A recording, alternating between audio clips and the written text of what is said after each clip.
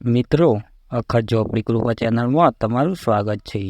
આપણે ભાગ 1માં જોયું હતું કે માયાવી ચુડેલ ગામમાં આવીને બધાને હેરાન પરેશાન કરી નાખ્યા હતા. પછી તો આ ગામ લોકો ભેગા થઈને નિર્ણય કરે છે કે આપણી ગામમાં આવી રહ્યા ચુડેલની વાત આપણા રાજા વિક્રમસિંહને પહોંચાડવી જ પડશે અને તે જ આ વાતનો નિકાલ લાવશે. બધા લોકો ડરતા કહે છે કે આ આપણા રાજા વિક્રમસિંહને આપણા ગામની બધી વાત કરવી જ પડશે. એમ કહીને બે યુવાનો નીકળી જાય છે વિક્રમસિંહના દરબાર તરફ.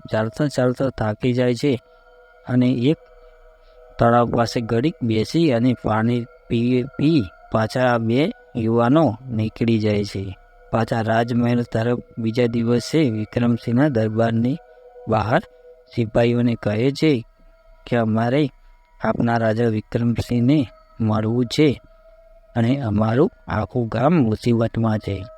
અમારે તે વાત કરવી છે. તમે અંદર જઈને અમારો સંદેશો આપણા રાજાને અપાવો ભાઈ. તમારી બહુ જ મહેરબાની થશે.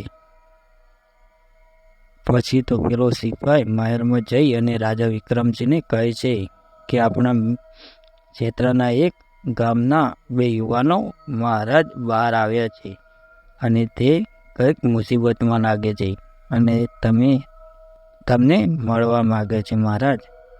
ત્યાં તો મહારાજ વિક્રમસિંહ કહે છે એમને અંદર લઈ આવો.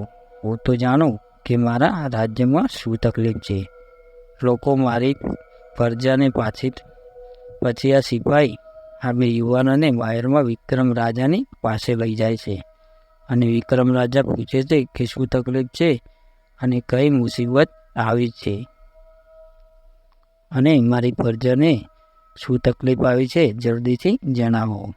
પછી તો આ બે યુવાનો મહારાજને કહે છે મહારાજ, અમારા ગામમાં એક બુરી શક્તિવાળી કોઈ માયાવી ચુડેલ આવી છે અને તે આખા ગામને ડરાવે છે અને તે રાત્રે જુદા જુદા અવાજ કાઢીને લોકોને ડરાવે છે. માટે અમારા ગામને બચાવો, અમે તમને જણાવવા આવ્યા છીએ.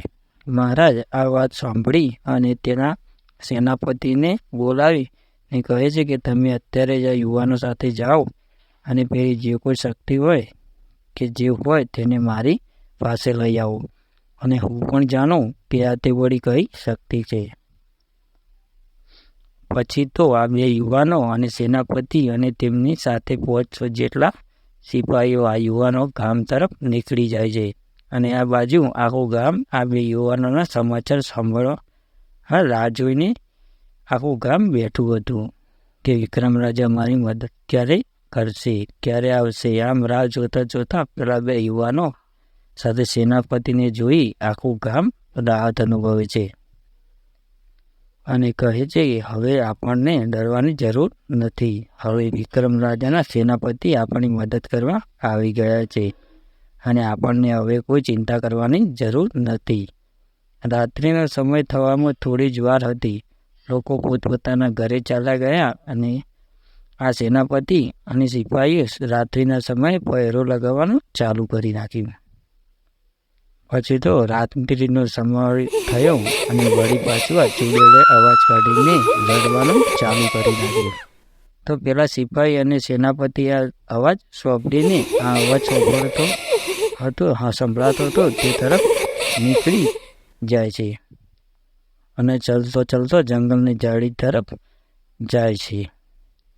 ચાલતો ત્યાં જઈને જુએ છે તો એક સુમસાન જગ્યામાં સ્ત્રીના રૂપમાં માયાવી ચુડેલ બેઠી છે અને તે કડકડાટ હસી રહી છે અને કહે છે કે તમે વિક્રમ રાજાના સેનાપતિ પકડવા આવ્યા છો, પરંતુ તમે મારું કંઈ જ બગાડી નહીં શકો અને હું એક માયાવી છું અને મને અને મારું કોઈ કશું બગાડી ના શકે.